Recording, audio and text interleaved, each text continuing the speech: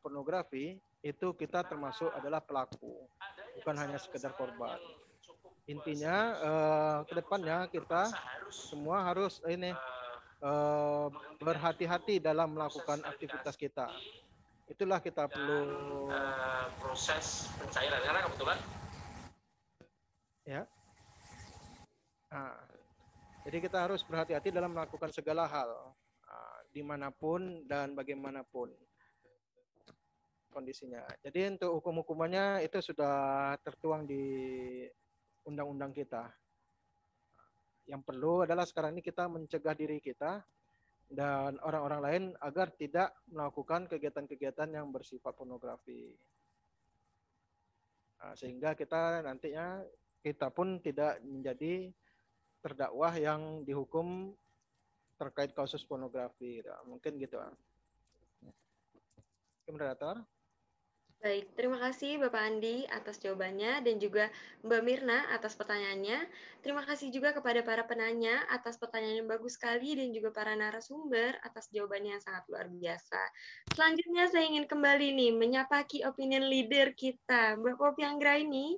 Hai, balik lagi ya. Alhamdulillah akhirnya selesai ya. Tapi itu benar-benar bagus-bagus banget ya insight-nya. Jadi saya makin semangat buat dagang. Baik, menurut Mbak nih Mbak, sebagai pengusaha dan juga content creator, bagaimana sih Mbak masyarakat Indonesia ini sudah sejauh mana paham tentang digital? Oh iya, seperti yang disampaikan dari beberapa narasumber tadi ya, udah 70% ke atas itu udah melek sosial media ya. Alhamdulillah banget kita sebagai pengusaha ini dibantu banget, apalagi kalau misalnya sekarang itu semenjak adanya pandemi kita dipaksa yang sebenarnya kita juga akan masuk ke era ini, tapi kita dipaksa secara instan kayak yang kita sekarang buktinya kita sekarang ini Zoom pakai perangkat digital yang harusnya biasanya itu ada undangan biasanya undangan kertas, diundang pakai ya walaupun undangan disebarkan di sosial media atau di WhatsApp dan yang lainnya, tapi kita bertemu fisik. Tapi alhamdulillah ya ada alhamdulillahnya karena memang kita ambilnya harus yang positif-positif ya. Kalau misalnya mau ditarik yang negatif ada banyak juga, cuma tergantung kita lagi memisahkan yang mana yang mau kita ambil dan yang mana adalah diri kita gitu. Jadi itu sangat terbantu sekali. Jadi walaupun si ibu-ibu atau usia yang di atas usia saya sebenarnya kayak 40 ke atas itu ada beberapa yang tidak mengerti Instagram, di WhatsApp juga membantu banget loh ini Mbak Rika. Karena di WhatsApp itu sekarang kita kalau misalnya untuk share dagangan, di sana juga sudah ada album sendiri untuk dagangan kita. Karena sekarang WhatsApp juga sudah ada WhatsApp bisnis dan ini benar-benar bagi saya ini dampak positif banget karena saya ambil yang positifnya nih. Karena kalau misalnya kita mau ambil dampak negatif, ada banyak juga, tapi balik lagi kayak yang saya bilang di awal, itu tergantung kitanya. Kita mau yang di mana nih, di yang negatifnya atau di yang positifnya gitu. Jadi benar-benar tergantung kitanya lagi, kayak beberapa narasumber tadi yang seperti disebutkan Pak Dedi, untuk usaha usaha online itu kita balik lagi ke diri kita, kreasi, inovasi, dan konsisten.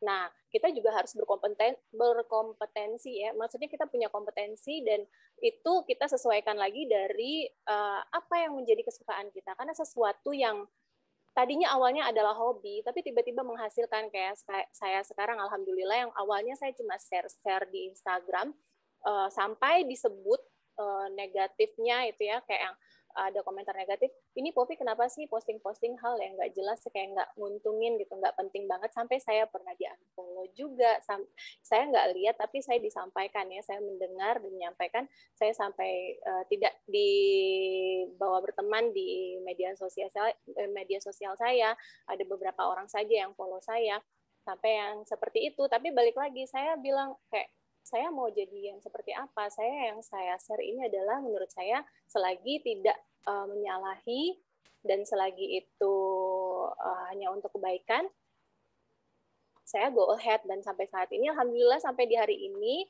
bisa follow Instagram saya, Queen Poppy, Gaya Biay, dan subscribe YouTube channel saya.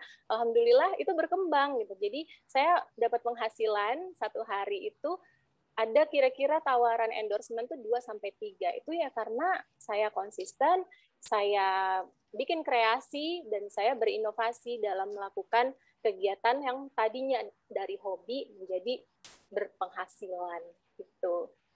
Menguntungkan sekali. Baik.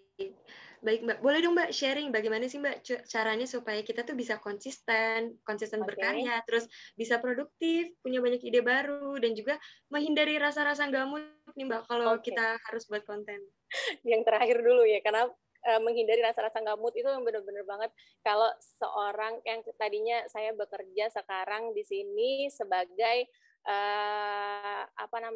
disebut-sebut sama orang influencer, atau saya disebut juga selebgram, tapi sebenarnya saya nggak sebesar itu. Saya yang ada di sini sekarang, tapi emang benar-benar kita butuh effort. Effort itu datangnya dari mana? Pertama dari niat. Kita harus niatkan. Terus kita mulai dari mengkonsep.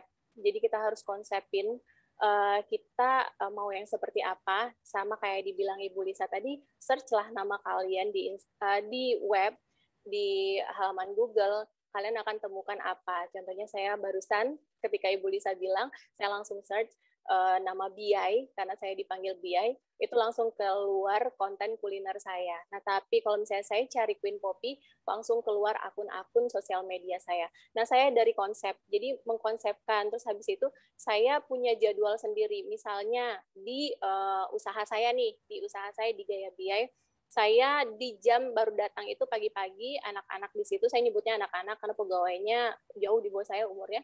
Nah, itu mereka saya arahkan buat pilih baju yang hari ini mau kita upload. Jadi saya konsepkan, jadi hari ini mau OOTD yang mana aja, itu sekitar di atas 12 piece, 12 pasang, 12 set. Nah, itu nanti ketika jam sudah selesai bersih-bersih, itu akan saya arahkan mereka bikin video, dan sampai sekarang akhirnya ya alhamdulillah di antara 5 orang mereka itu nggak ada yang nggak bisa bikin video slow motion untuk slideshow IG story saya di Instagramnya. Saya memang baru mulai dari 2019, tapi itu yang saya lakukan, dan itu alhamdulillah, dan insya Allah kedepannya saya harus berpegang di situ, saya harus konsisten. Ya caranya memang dari konsep, habis itu saya jadwalkan, dan memang kalau misalnya untuk konsisten itu sulit sekali, tapi kalau misalnya kita mulai dari konsep, kita insya Allah nggak akan lari dari konsep itu, dan nantinya akan jadi terbiasa dan akan jadi konsisten gitu. Baik, sebelumnya mohon maaf Mbak, karena keterbatasan waktu kita pada hari ini, boleh dong Mbak memberikan closing statement untuk menutup sesi webinar kali ini. Baik, kalau untuk saya lihat partisipannya ini usianya masih muda-muda ya, maksudnya tuh kayak masih belia, dan memang ini pasti yang berniat banget untuk jadi produktif ya di era digital ini.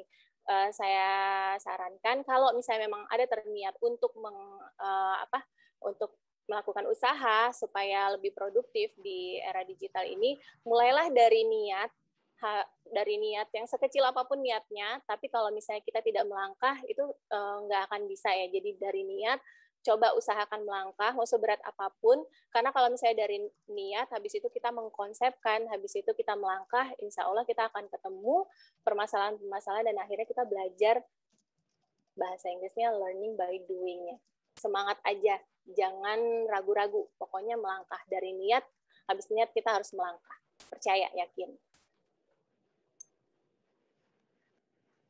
Baik, terima kasih Mbak Poppy. Sama-sama, terima kasih juga untuk 4 narasumber dan Mbak Rika, sehat semuanya. Baik, terima kasih Mbak Poppy. Selanjutnya saya mau nepatin janji saya nih. Tadi kan saya bilang akan ada 6 pemenang lainnya yang juga akan beruntung. Kepada para pemenang dimohon untuk on cam dan untuk foto terlebih dahulu. Yang pertama ada Mbak Desmawati, ada Muhammad Aziz, kemudian ada Nurul Aini, ada Mbak Safia, Mutiara Nur Alia, dan Fatima Azara. Bisa untuk on cam terlebih dahulu.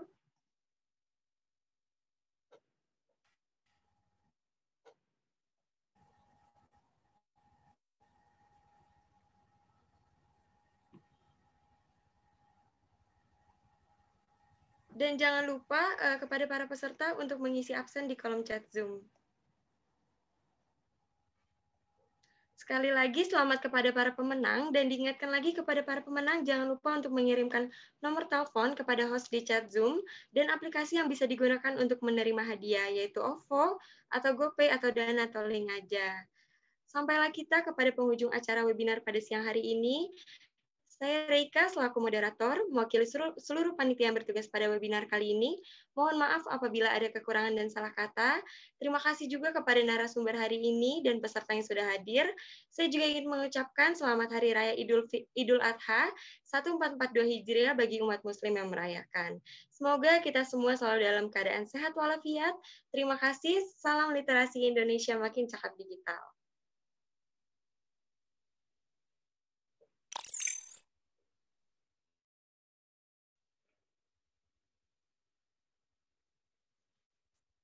Salam digital. Terima kasih ya. Pamit. Terima kasih semuanya. Terima kasih semuanya. Pamit. Pamit ya.